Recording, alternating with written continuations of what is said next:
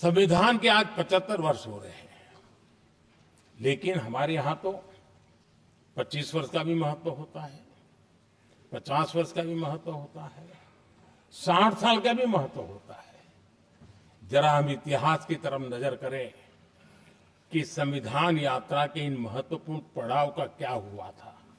जब देश संविधान के 25 वर्ष पूरे कर रहा था, उसी समय हमारे देश में संविधान को नोच लिया गया, इमरजेंसी आपातकाल लाया गया।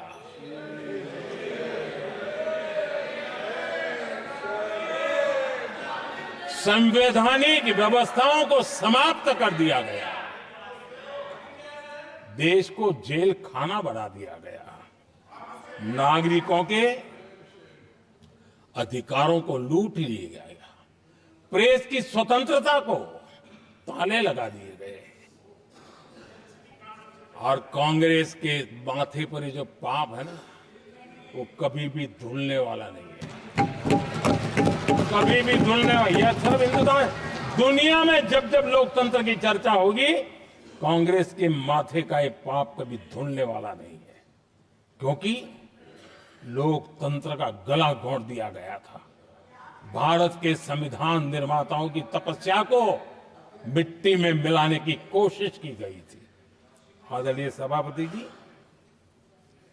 जब 50 साल हुए तब क्या भुला दिया गया था?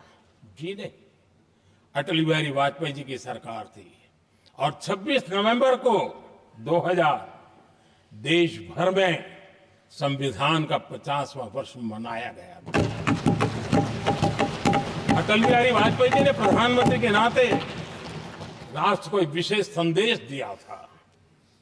एकता, जनभागीदारी, साझेदारी, उसके महत्व पर बल देते हुए उन्होंने संविधान की भावना को जीने का प्रयास किया था, जनता को जगाने का भी प्रयास किया था। और अध्यक्ष जी, जब देश संविधान का 50 वर्ष मना रहा था और जब 50 वर्ष की पूर्णाहुति हुई, तो ये मेरा भी सौभाग्य था कि मुझे भी संविधान की प्रक्रिया से मुख्यमंत्री बनने का अवसर मिल गया।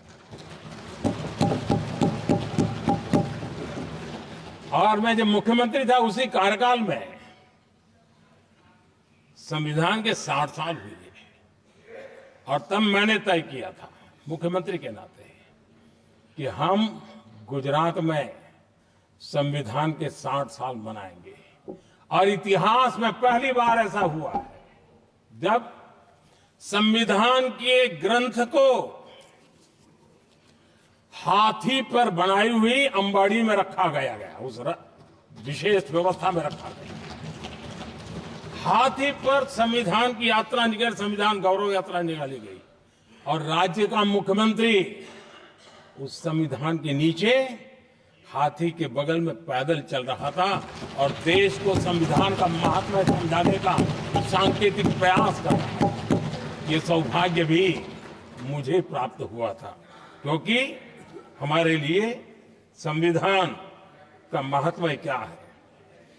और आज 75 साल हुए, हमें अवसर मिला। और मुझे याद है, जब मैंने लोकसभा के पुराने सदन के अंदर जब 26 नवंबर को संविधान दिवस मनाने की बात कही थी, तब एक वरिष्ठ नेता ने सामने से आवाज उठाई थी कि 26 जनवरी तो है, 26 नवंबर की क्या जरूरत है। क्या भावना घर कर गई थी, ये बहुत पुरानी बात नहीं है। इसी सदन में मेरे सामने हुआ था।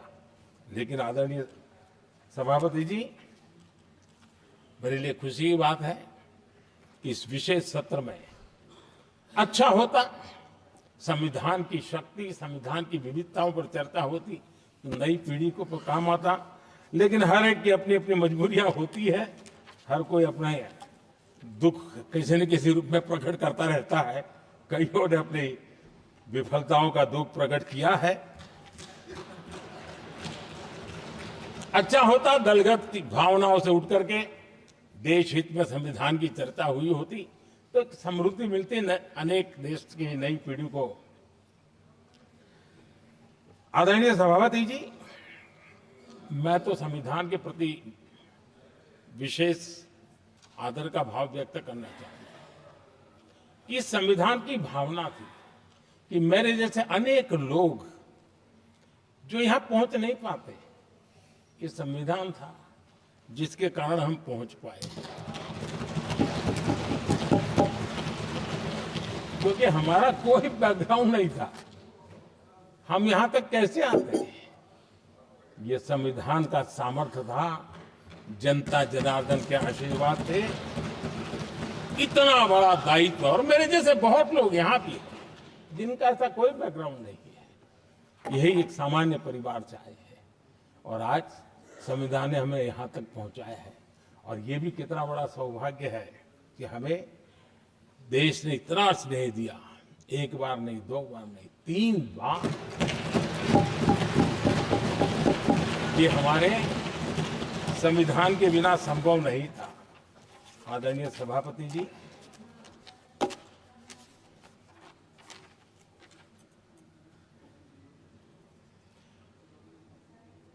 उतार चढ़ाव तो आए, कठिनाइयां भी आई, रुकावटें भी आई, लेकिन मैं फिर एक बार देश की जनता को नमन करता हूं कि देश की जनता पूरी ताकत के साथ संविधान के साथ खड़ी रही।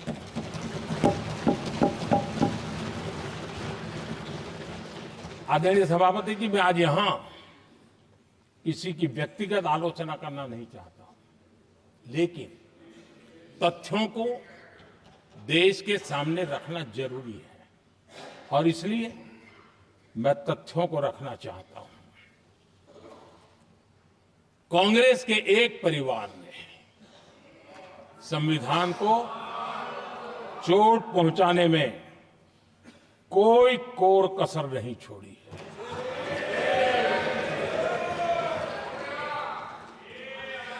और मैं इसलिए एक परिवार का उल्लेख करता हूं कि 75 साल की हमारी यात्रा में 55 साल एक ही परिवार ने राज किया है। इसलिए देश को क्या क्या हुआ है ये जानने का अधिकार है, और इस परिवार के कुविचार, कुरीति, कुनीति, इसकी परंपरा निरंतर चल रही है। हर स्तर पर इस परिवार ने संविधान को चुनौती दी है। आदरणीय सभापति जी, 1947 टू 1952 इस देश में इलेक्टेड गवर्नमेंट नहीं थी।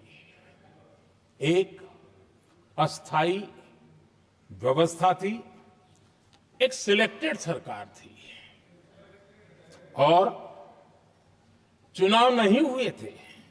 और जब तक चुनाव न हो तब तक एक इंटरिम व्यवस्था के रूप में कोई खाका खड़ा करना चाहिए, किया गया था। 1952 के पहले राज्यसभा का भी गठन नहीं हुआ था, राज्यों में भी कोई चुनाव नहीं थे, जनता का कोई आदेश नहीं था। उसके बावजूद भी, और अभी तो संविधान निर्माताओं ने इतना मंथन करके संविधान बनाया था। 1951 में जबकि चुनी हुई सरकार नहीं थी, उन्होंने ऑर्डिनेंस करके संविधान को बदला, और किया क्या? अभिव्यक्ति की आजादी पर हमला कर दिया गया।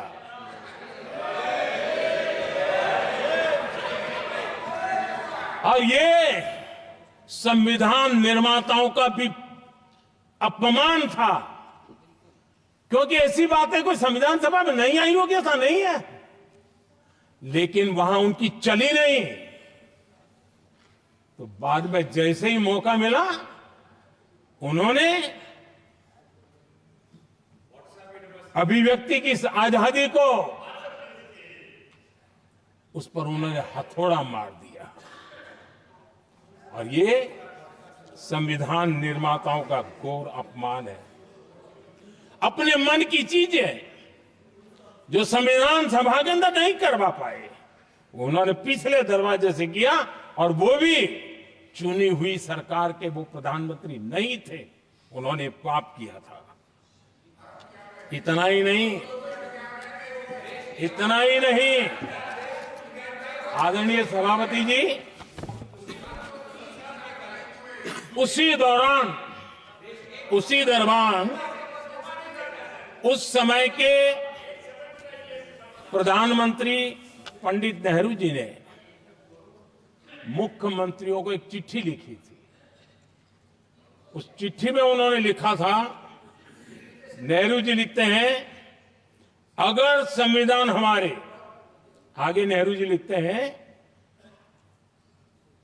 अगर संविधान हमारे रास्ते के बीच में आ जाए, ये नेहरू जी लिख रहे हैं, अगर संविधान हमारे रास्ते के बीच में आ जाए, आगे नेहरू जी कह रहे हैं, तो हर हाल में संविधान में परिवर्तन करना चाहिए। ये नेहरू जी ने मुख्यमंत्रियों को चिट्ठी लिखी।